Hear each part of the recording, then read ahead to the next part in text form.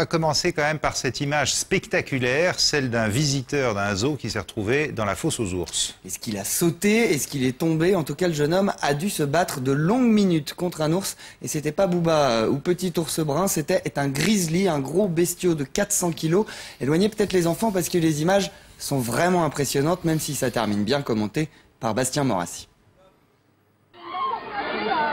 Pris au piège dans la fosse aux ours, l'homme est malmené tel une vulgaire poupée de chiffon.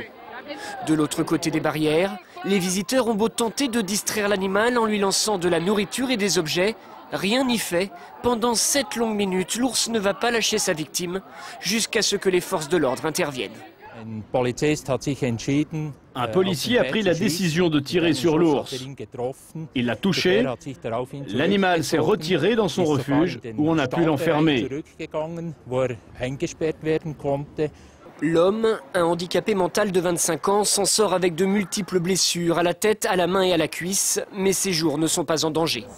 La question est à présent de savoir comment a-t-il pu se retrouver dans cet enclos, conforme aux normes de sécurité.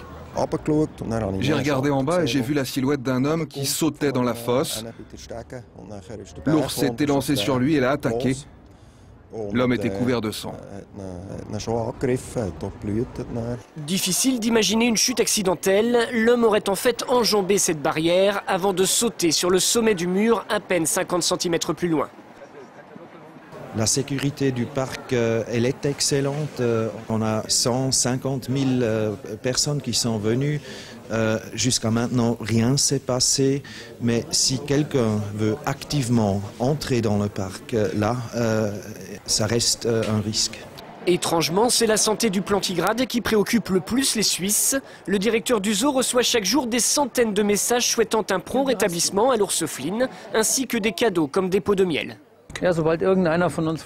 On s'occupe de l'ours 24 heures sur 24. Les vétérinaires l'examinent 2 fois par jour.